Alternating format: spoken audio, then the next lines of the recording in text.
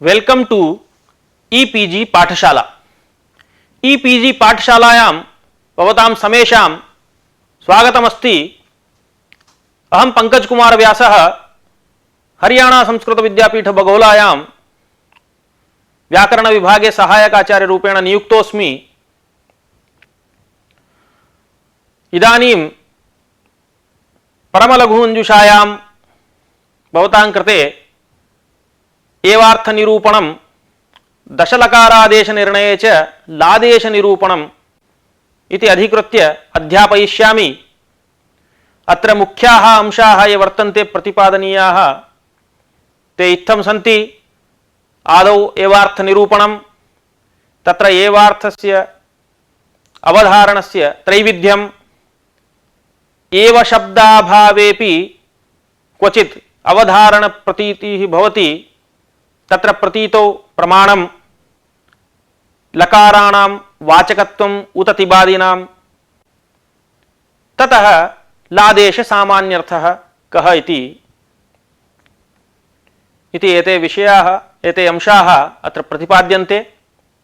पाठस्य अस्य शीर्षकं वर्तते एवार्थ निरूपणं दशलकारादेश निर्णये तिङर्थ निरूपणं च।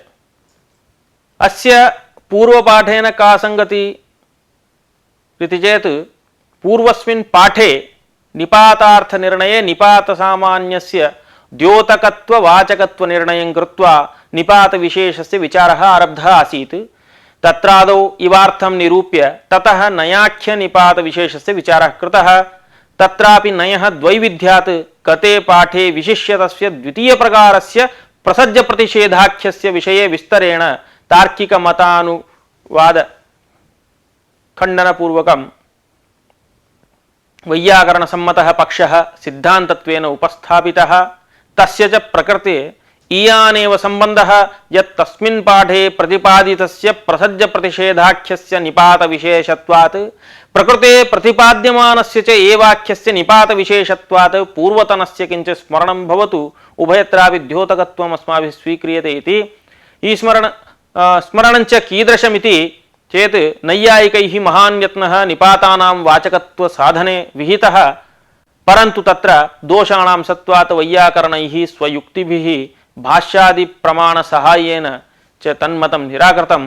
अपि च नयर्थ बोध विषये ते प्रत्यवतिष्ठन्त एवमेव घटो न पटः इत्यत्रापि शाब्द बोध विषये तेषां मतभेदः आसीत् इति मतभेदं ते प्राकटयन् तत्सर्वं भाष्यविरुद्धत्वात् उपेक्षमिति तत्र निरूपितमासीत्।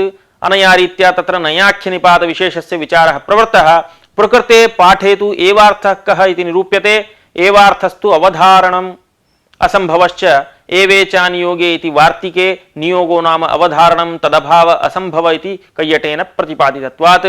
ततः तच्च अवधारणं त्रिविधं भवति। तत्र उदाहरण पुरस्सरं विचारयिष्यते अग्रे। एवार्थ निरूपणञ्च अंतिमः विचारः भवति निपातार्थ प्रकरणस्य। तदुत्तरम् अस्मिन् पाठे दशलकारादेश प्रकरणान्तर्गततया संक्षेपेण लकाराणां द्योतकत्वम् उत वाचकत्वम् उत लकारादेश तिङामिति व्याख्याय के तिङर्थाः इति प्रतिपादयिष्यते। ततः लडादीनाम् अर्थनिर्णयश्च अतीव संक्षेपेण करिष्यते। एवञ्च अत्र पाठे मुख्याः प्रतिपाद्याः अंशाः वर्तन्ते। एवार्थ निरूपणं, लकाराणां द्योतकत्व वाचकत्व निर्णयः, तिङर्थ निरूपणं, लादेश सामान्य निरूपणं च। अधुना एवार्थ विषये उच्यते।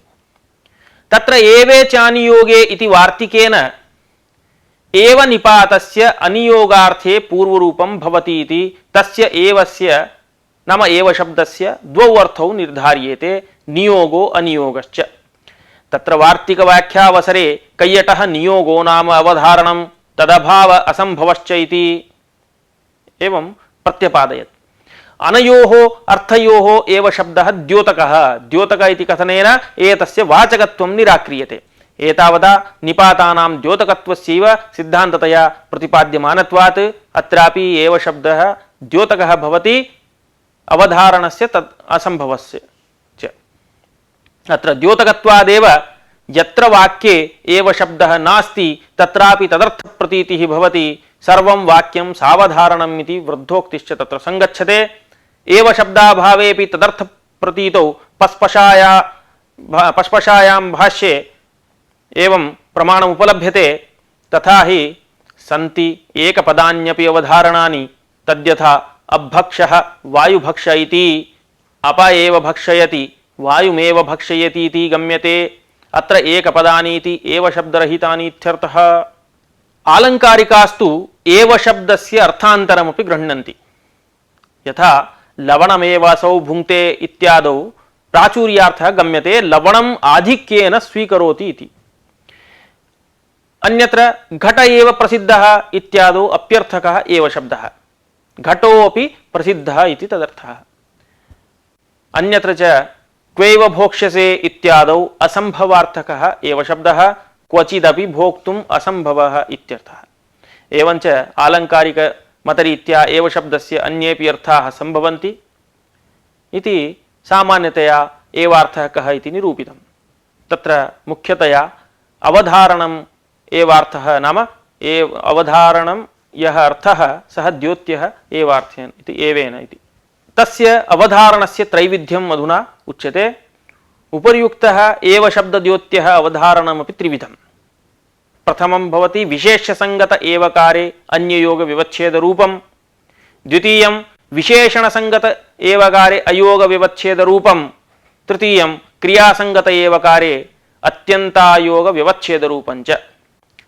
तदुक्तम् अयोगमन्ययोगञ्च ह्यत्यन्तायोगमेव च व्यवच्छिनत्ति धर्मस्य एवकारस्त्रिधा मतः इति। आद्यस्य अर्थः विशेष्य संगत एवकारे नाम विशेष्येण संबद्धः यः एकारः तस्मिन् अन्ययोग व्यवच्छेदः नाम अन्यस्मिन् योगो नाम विशेषणीभूत धर्मः संबन्धः तस्य व्यवच्छेदो नाम निषेधः तद्रूपम्। द्वितीयस्य तु विशेषणेन संबद्धः यः एवकारः तस्मिन् अयोग व्यवच्छेदः अयोगो नाम विशेष्ये विशेषणस्य असंबन्धः तस्य व्यवच्छेदो नाम निषेधः तद्रूपम्। अन्त्यस्य तु क्रियया संबद्धः यः एवकारः तस्मिन् अत्यन्तायोग व्यवच्छेदः अत्यन्तः नाम सर्वदा यः अयोगः नाम असंबन्धः तस्य व्यवच्छेदः निषेधः तद्रूपमिति। तत्र प्रत्येकम् उदाहरणानि अधुना उच्यन्ते। विशेष्यवाचकपदसमभिव्याहृत एव शब्दः विशेष्यात् भिन्ने विशेषणीभूत धर्मस्य सम्बन्धं वारयति। यथा पार्थ एव धनुर्धर इत्यत्र पार्थात् भिन्ने पुरुषे धनुर्धरत्वस्य सम्बन्धं वारयन् पार्थे तद्धनुर्धरत्वं नियमयति इति प्रथमस्य उदाहरणम्। अतः पार्थेतरावृत्ति यद्धनुर्धरत्वं तादृश धनुर्धरत्ववान् पार्थः इति बोधः अत्र जायते। अन्ययोग व्यवच्छेदः एव शब्दस्य अर्थः अत्र अन्यः नाम भेदाश्रयः, योगः नाम संबन्धः, व्यवच्छेदो नाम अभावः इति। द्वितीयं भवति विशेषणसङ्गत एवकारः। तत्र विशेषणसङ्गत एवकारस्य अयोगः अर्थः। विशेष्ये विशेषणस्य अयोगं नाम असंबन्धं व्यवच्छिनत्ति एवकारः। अत्र असंबन्धस्य अभावः इति कथनेन नयद्वयम् आयातम्। असंबन्धः इत्यत्र एकः नै संबन्धाभावः इत्यर्थः। अभावाख्यः अपरः नै संबन्धाभावाभावः इत्युक्ते सम्बन्धः इत्येव। एवञ्च नैद्वयेन सम्बन्धस्य दृढता सम्पाद्यते। नयद्वयं प्रकृतार्थं दृढयति इति न्यायेन। यथा शङ्खः पाण्डुर एव इत्यत्र द्वाभ्यां निषेधाभ्यां नाम अभावाभ्यां प्रकृतार्थस्य पाण्डुरत्वाद्यर्थस्य दृढता बोध्यते। अत्र एवकारः विशेष्ये शङ्खे विशेषणनिष्ठ पाण्डुरत्व धर्म संबन्धाभावं व्यवच्छिद्य शङ्खस्य पाण्डुरत्वं नियमयति। तेन पाण्डुरत्व संबन्धाभावाभाववान् शङ्खः इति बोधः जायते, न तु नीलः इति। क्रियासङ्गत एवकारः अत्यन्तायोगं व्यवच्छिनत्ति। अत्यन्तः नाम अतिशयितः अयोगः संबन्धाभावः तस्य व्यवच्छेदः इत्युक्ते अभावः क्रियासङ्गत एवकारेण बोध्यते। यथा नीलं सरोजं भवत्येव इत्यत्र कदाचित् नीलत्वगुणवदभिन्नं यत्सरोजं तत्कर्तृका सत्ता इति बोधः जायते। सरोजे नीलभवनाभावाभावः बोध्यते। नीलभवनाभावाभावः इत्युक्ते नीलभवनम्। अत्र नीलाभिन्न सरोजकर्तृक अतिशयित संबंधाभावाभाववती सत्ता इति बोधात् इदं ज्ञायते यद् अनेन सकले कमले नीलत्वं न नियम्यते नापि अकमले अनीलत्वम् अपितु यस्मिन् कस्मिन्नपि कमले नीलत्वं द्योत्यते तेन कमलम् अन्य श्वेतादिगुणयुतोऽपि भवति इति प्रतीतिः स्फुटा जायते। इत्येतावता अवधारणस्य त्रैविध्यं यदासीत् तत् सोदाहरणं प्रपञ्चितम्। अधुना एव शब्दाभावेपि अवधारण प्रतीतिः क्वचित् भवति। तत्र प्रमाणोपन्यासः क्रियते। उपोद्घातसमये पश्पशाभाष्यस्य तत्र सन्त्येकपदान्यपि अवधारणानि अभक्ष्य वायुभक्ष्य इत्यादि स्थले एव शब्दाभावेपि अवधारणस्य प्रतीतिः भवति इति उपन्यस्तमासीत्। अधुना तत्र इतोपि प्रमाणानि उच्यन्ते। तत्र प्रथमं प्रमाणं भाष्यस्यैव।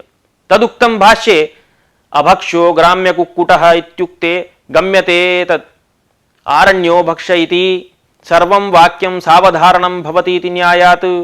वाक्यमेतत् पस्पशायां शब्दोपदेशप्रसङ्गे किं शब्दोपदेशः कर्तव्यः उत अपशब्दोपदेशः आहोस्वित उभयोपदेश इति प्रश्ने अन्यतरोपदेशेन निर्वाहः इति समर्थने उक्तमिदम्। अत्र रागतः ग्राम्यारण्य कुक्कुटसामान्ये प्राप्तस्य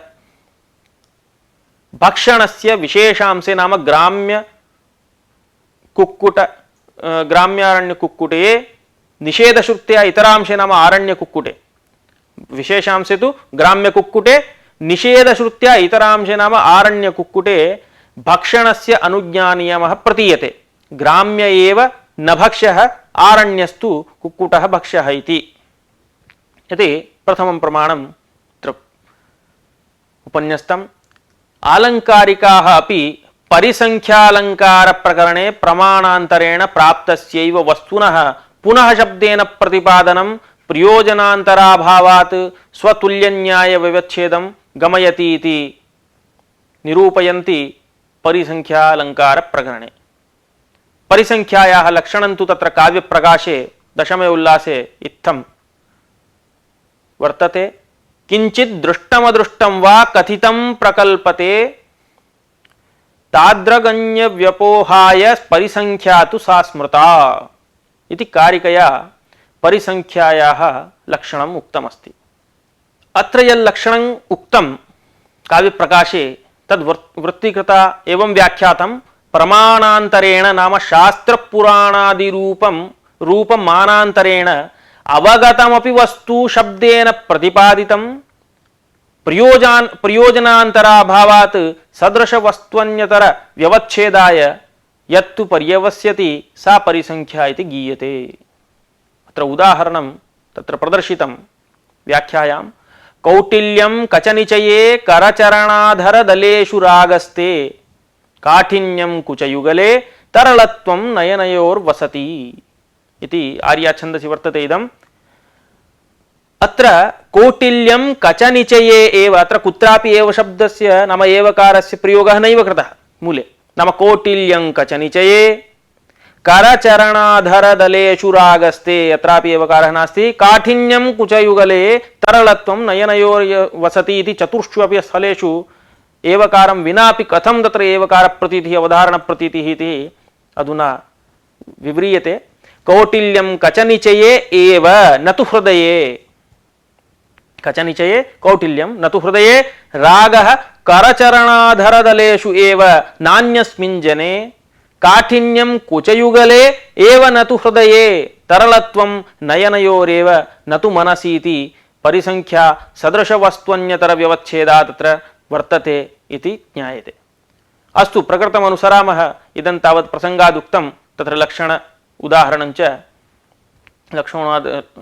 लक्षणोदाहरणञ्च प्रसङ्गादुक्तम्।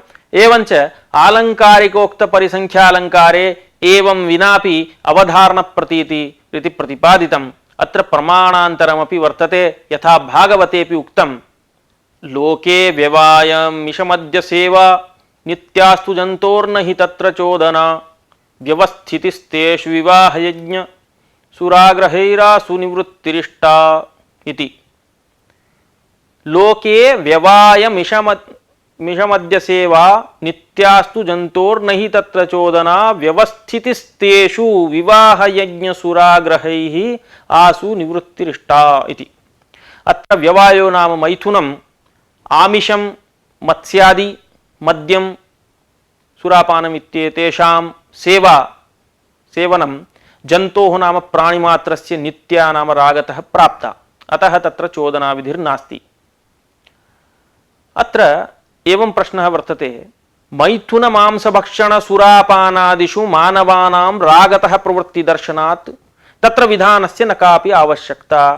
तथा सति ऋतौ भार्याम् उपेयात् हुतशेषं भक्षयेत् सोत्रामण्यां सुराग्रहान् गृह्णाति इत्यादि विधानस्य वैयर्थ्यं स्यादिति चेत् आक्षेपस्य अत्र समाधानम् इत्थम्।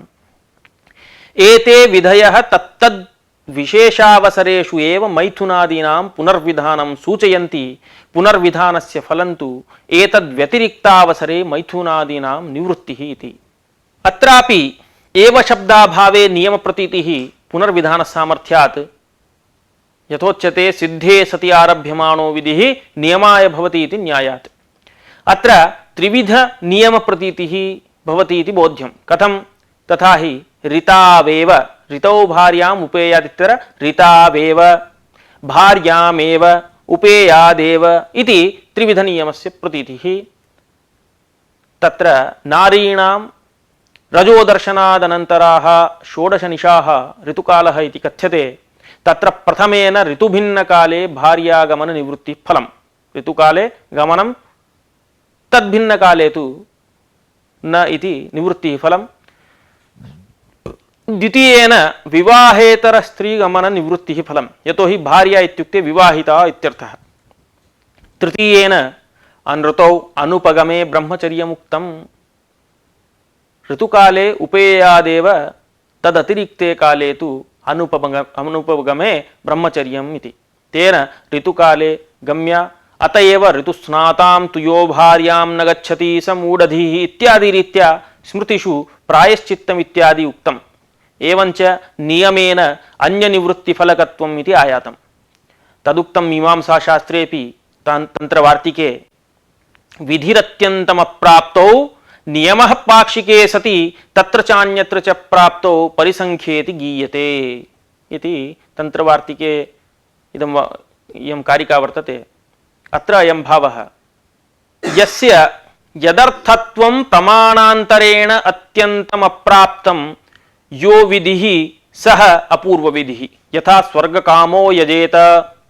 अत्र यागस्य हि स्वर्गार्थत्वं न प्रमाणान्तरेण प्राप्तं किन्तु अनेनैव विधिना सूच्यते इति कृत्वा भवत्ययम् अपूर्वविधिः। पक्षे प्राप्तस्य तु यो विधिः स नियमविधिः, यथा व्रीहीन् अवहन्ति इत्यत्र नखविदलनादिना अवहनेन च वैतुष्य संभवे पाक्षिकत्वेन अत्र नियमः क्रियते, अवहननेनैव वैतुष्यं कार्यम्। उभयस्य युगपत् प्राप्तौ इतर व्यावृत्तिपरो विधिः परिसंख्या विधिः, यथा पंचनखा इत्यत्र क्षुत् प्रतिघातः यद्यपि शशकादिमांसैः श्वादिमांसैश्च भवति तथापि शशकादिमांसैरेव कर्तव्य इति परिसंख्यायते पंचनखा इत्यनेन। यद्यपि परिसंख्यायां नियमे च स्वार्थहानिः इत्युक्ते श्रुतस्य स्वार्थस्य पंचनखभक्षणस्य हानिः नाम परित्यागः। प्राप्तबाधः इति द्वितीयः दोषः, प्राप्तस्य च पंचातिरिक्त पंचनखभक्षणस्य बाधः। परार्थकल्पना नाम अश्रुतकल्पना, अश्रुतपंचातिरिक्त पंचनखभक्षण निवृत्तिकल्पनम् इति दोषत्रयं वर्तते परिसंख्यायां। तथापि अनन्यगत्या स्वीक्रियते एव इति वृद्धोक्तिः। पंच एव पंचनखा भक्ष्या इति तात्पर्येण भाष्ये अस्य नियमत्वेन व्यवहारात् नियमपदेन परिसंख्यापि व्याकरणे गृह्यते इति ज्ञातव्यम्। अन्यनिवृत्ति रूपफलकस्य अत्रापि तुल्यत्वात् अनया रीत्या निपातार्थ प्रकरणे एवार्थ निर्णयः समाप्तः, समाप्तं च निपातार्थ प्रकरणम्। अधुना अग्रिम प्रकरणं भवति ग्रन्थे दशलकारादेश निर्णयः इति। तद्विषये अधुना चर्चां कुर्मः। धात्वर्थ निरूपणानन्तरं ततो विधीयमानानां लकाराणां तदादेशानां वा को अर्थः इति विचारोऽपि आवश्यकः इत्यतः ग्रन्थकारः दशलकारादेशार्थनिर्णयाख्यं प्रकरणम् आरब्धवान्। तत्र लकाराणां वाचकत्वं नैयायिकाः अभ्युपगच्छन्ति, शाब्दिकास्तु तदादेशानां तिबादीनाम्। एवञ्च प्रकरणे अस्मिन् स्थानीनां वाचकत्वम् उत आदेशानाम् इति प्रथमतः विचार्य ततः प्रत्येकं लकार विशिष्ट तदादेशस्य अर्थनिर्णयाय यतामहे। आदौ लकाराणां वाचकत्वम् उत तिबादीनाम् इति निर्णयः अत्र प्रस्तूयते। अत्र नैयायिकाः लकारस्यैव अर्थवाचकत्वं न तु तदादेशानां, तदनुसारेण लादेशानां तिबादीनाम् अनेकत्वात् तत्र शक्तिकल्पने अनन्तवाचकता शक्तीनां कल्पनारूप गौरवम् एकम्, अपरञ्च तिबादीनां वाचकत्वे एधाञ्चक्रे इत्यादौ तेषां लुकि अभावरूपतया अभीष्टार्थप्रतीतिः न स्यात्।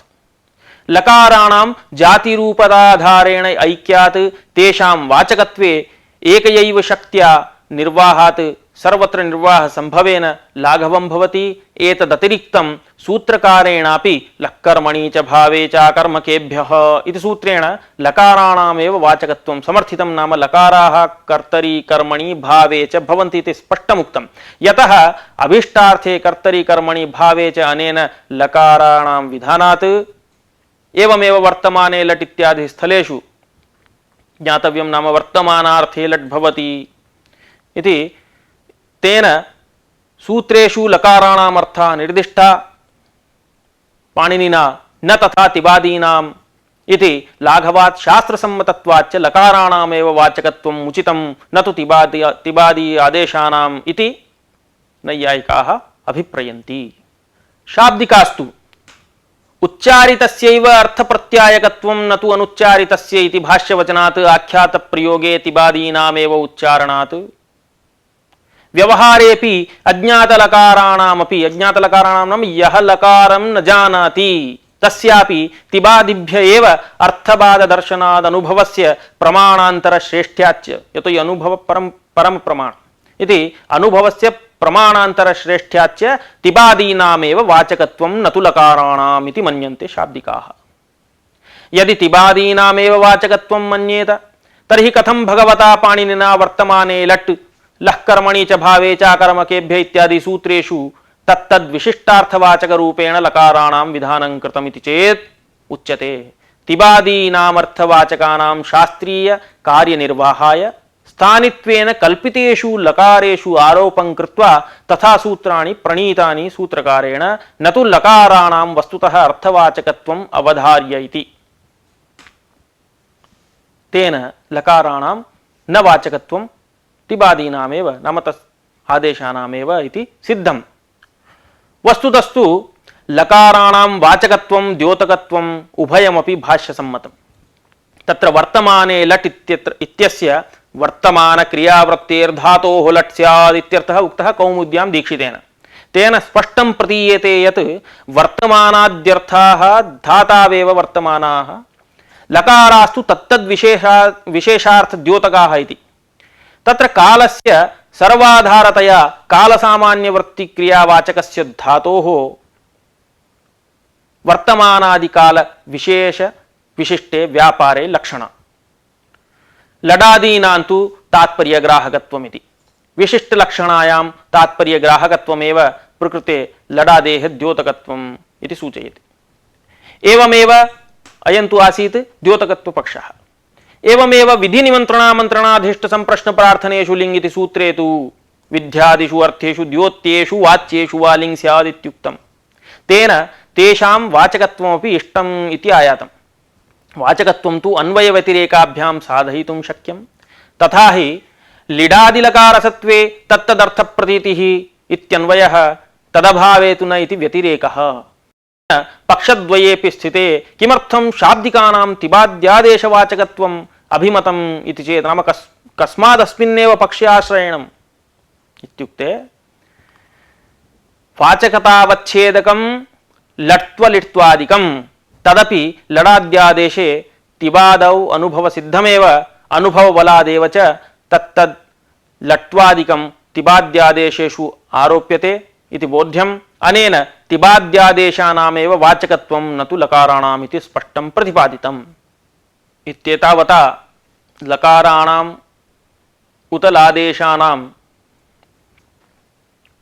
वाचकत्वं वा द्योतकत्वं वा इति निरूप्य लादेश सामान्यार्थः अधुना उच्यते। तत्र संख्या विशेष काल विशेष कारक विशेष भावाः लादेश मात्रस्य अर्थाः इति मूले उक्तम्। तथा हि लडादेशस्य वर्तमानकालः शबादि समभिव्याहारे कर्ता यक्चिण समभिव्याहारे भावकर्मणि उभय समभिव्याहारे एकत्वादि संख्या च अर्थः इति तदुक्तं दीक्षितेन वैयाकरणमतोन्मज्जन कारिका ग्रन्थे फल व्यापारयोस्तत्र फले तंयक्षिणादयः व्यापारे शप्ष्णमाद्यास्तु द्योतयन्त्याश्रयान्वयम् इति। यं कारिका भूषणसारे कौण्डभट्टेनापि व्याख्याता परममूलं तु वैयाकरणमतोन्मज्जन कारिका ग्रन्थ एव। अत्र अयमर्थः धातूपस्थाप्ययोः फलव्यापारयोर्मध्ये फलव्यापारयोरित्यत्र निर्धारणे षष्ठी इति ज्ञातव्यं कर्मकर्त्राश्रययोर्मध्ये इत्यर्थः। एवञ्च धातूपस्थाप्ययोः फलव्यापारयोर्मध्ये तङादयः फले आश्रयान्वयं द्योतयन्ति शबादयश्च व्यापारे। फलान्वयाश्रयस्य कर्मत्वात् कर्मद्योतकाः व्यापाराश्रयस्य कर्तृत्वात् कर्तृद्योतकाः इति समुदायार्थः। अनेन कर्तृकर्म संख्याकालाः तिङर्थः इति सिद्धम्। तत्र आधाराधेय संबंधेन कर्ता व्यापारस्य विशेषणं यतः व्यापारः कर्तरि आश्रितः। फलस्य कर्माश्रितत्वात् कर्म फलस्य विशेषणं संख्या कर्तृप्रत्यये कर्तरि कर्म प्रत्यये कर्मणि विशेषणं भवति समानप्रत्ययोपात्तत्वात्। इत्थम् आख्याताद्यः शाब्दबोधो भवति सः व्यापार प्रधानः यस्य संख्या विशिष्टकारकं विशेषणं भवति। कर्तृवाच्ये तु कर्ता कर्मवाच्ये तु कर्म व्यापारस्य विशेषणे भवतः। एतदतिरिक्तं कालोऽपि व्यापारस्य विशेषणं कर्तृवाच्ये भाववाच्ये च क्रिया प्राधान्यं कर्मवाच्ये तु फलस्य प्राधान्यं कर्तृवाच्ये फलमपि व्यापार विशेषणम् इति। एतदेव दीक्षितेन स्वरचितकारिकायाम् उक्तं फलव्यापारयोर्धातुः आश्रये तु तिङस्मृताः फले प्रधानं व्यापारः तिङर्थस्तु विशेषणम् इति। अस्याः कारिकायाः अर्थस्तु विस्तरेण धात्वर्थ प्रकरणे विचारितः। नाम फलव्यापारौ धात्वर्थः भवतः इति। तिङर्थः कर्ता व्यापारे कर्म च फले विशेषणम् इति मुख्यांशः प्रकृते अपेक्षितः। तत्र क्रियाप्रधानमाख्यातम् इति यास्कोक्तौ क्रियापदं करणव्युत्पत्त्या व्यापारपरं कर्मव्युत्पत्त्या फलपरं तेन कर्तृप्रत्ययस्थले फलविशिष्ट व्यापार विशेष्यकः कर्मप्रत्ययस्थले तु व्यापार विशिष्ट फलविशेष्यकः शाब्दबोधः इति फलति। तथा च ग्रामं गच्छति चैत्रः इत्यत्र एकत्वावच्छिन्न चैत्राभिन्न कर्तृकः वर्तमानकालिकः ग्रामाभिन्न कर्मनिष्ठः यः संयोगः तदनुकूलो व्यापारः इति अर्थः आगच्छति। कर्तृप्रत्ययस्थले ग्रामो गम्यते चैत्रेण इत्यत्र तु चैत्रकर्तृक व्यापारजन्य एकत्वावच्छिन्न ग्रामाभिन्न कर्मनिष्ठः संयोगः इति बोधः संपद्यते। इत्येतावता लादेश सामान्यार्थोऽपि निरूपितः कर्तृकर्म संख्याकाला हि तदर्थः। एतावता पाठस्तु अयं संपन्नः। अस्मिन् पाठे ये विषयाः अस्माभिः प्रतिपादिताः भवद्भिः अधीताश्च तेषाम् अधीतानां विषयाणां सिंहावलोकनन्यायेन पुनरेकवारम् उपस्थापनं क्रियते साररूपेण। तथा हि अत्र पाठे आरम्भे एव निपातस्य द्विविधः अर्थः भवति। अवधारणम् असम्भवश्चेति कैयटोक्तेः एवे चानियोगे इति वार्तिकात् तथार्थलाभात् इति कैयटेन प्रतिपादितत्वात् अयं च अर्थः एवेन द्योत्यः न तु वाच्यः। क्वचित् एवकारं विनापि तदर्थप्रतीतिः भवति। तत्र अभक्षः वायुभक्षः इति पश्पशा भाष्यं प्रमाणं वर्तते। आलङ्कारिकास्तु एतद्व्यतिरिक्तमपि एवार्थः वर्तते इति स्वीकुर्वन्ति। तत्र लवणमेव असौ भुङ्क्ते इत्यत्र प्राचुर्यार्थे घट एव प्रसिद्धः इत्यत्र अप्यर्थे क्वेव भोक्ष्यसे इत्यत्र असंभवे अर्थे एवकारश्च वर्तते इति निरूपयन्ति। तच्च अवधारणं त्रिविधं भवति। विशेष्य संगतः अन्ययोग व्यवच्छेद रूपः पार्थ एव धनुर्धर इत्यादौ प्रथमः। विशेषण संगतः अयोग व्यवच्छेद रूपः शंखः पाण्डुर एव इत्यादौ द्वितीयः। क्रिया संगतः अत्यंतायोग व्यवच्छेद रूपः नीलं सरोजं भवत्येव इत्यादौ तृतीयः। ततः क्वचित् एवकारं विनापि तदर्थ प्रतीतिरित्यत्र बहूनि प्रमाणानि प्रदर्शितानि। तत्र पस्पशायां भाष्ये अभक्ष्यः ग्राम्यकुक्कुटः इत्यादौ नाम शब्दोपदेशः कर्तव्य उत अपशब्दोपदेश आहोस्वित उभयोपदेश इत्यादि शब्दोपदेश प्रकरणे अयं प्रसंगः आगतः। तत्र भाष्यकारेण अभक्ष्यः ग्राम्यकुक्कुटः इत्यादौ आरण्ये एव भक्ष्यः इति गम्यते इत्युक्तम्। अत्र यद्यपि एवकारः नास्ति तथापि तत्र ग्राम्यकुक्कुटस्य निवृत्तिफलकत्वात् एवकारः अत्र गम्यते इत्युक्तम्। आलङ्कारिकाः अपि परिसंख्यालङ्कारवर्णने एवकारं विनापि तदर्थप्रतीतौ उदाहृतवन्तः। एवमेव भागवतश्लोकोऽपि प्रमाणत्वेन उपन्यस्तः अत्रार्थे। ततः अन्ते मीमांसा शास्त्रोक्त अपूर्वविधिः नियमविधिः परिसंख्याविधिः विषये परिसंख्याविधिः इति त्रिविधतया तत्र वर्तते इति प्रस्तूय वैयाकरणैः नियम परिसंख्ययोः ऐक्यं मन्यते उभयोरपि अन्यनिवृत्तिफलकत्वात्। अनेन निपातार्थ प्रकरणस्य विषयं समाप्य अग्रे दशलकारादेशार्थ निरूपणाख्य प्रकरणस्य आरम्भः कृतः। तत्र लकाराणां वाचकत्वं नैयायिकमते शाब्दिकमते तु तदादेशानां तिबादीनां वाचकत्वम् इति युक्त्या प्रतिपादितं। नैयायिकाः स्वमते लकाराणां न्यूनत्वात् तत्र शक्तिकल्पनम् उचितं लाघवाय। आदेशानाञ्च बहुसंख्यकत्वात् तत्तदादेशे शक्तिकल्पनं गौरवाय भवति। किंच लक्कर्मणि च भावे वर्तमाने लट् इत्यादि रीत्या सूत्रप्रणयनात् सूत्रकारस्यापि लकाराणामेव वाचकत्वं सम्मतम् इति वदन्ति। शाब्दिकास्तु अनुभवबलात् आदेशेषु एव व्यवहारदर्शनात् उच्चारित एव शब्दः अर्थप्रत्यायकः नानुच्चारितः इति भाष्यवचनाच्च लादेश तिबादीनामेव तत्तत्प्रयोगे उच्चारितत्वात् तेषामेव वाचकत्वम्। यद्वा लडादयः क्रियासामान्यवाचकस्य धातोः वर्तमानाद्यर्थानां तात्पर्यग्राहकाः द्योतकाः इति सिद्धान्तयन्ति। ततः सामान्येन लादेशमात्रस्य को अर्थः इति विचारितं। तद्धि कर्तृकर्मसंख्याकालाः तत्र भूषणकारिका च स्वमतसमर्थनाय प्रस्तुता इति विचारेण इत्येतावता विचारेण अयं पाठः समाप्तः। शुभमस्तु।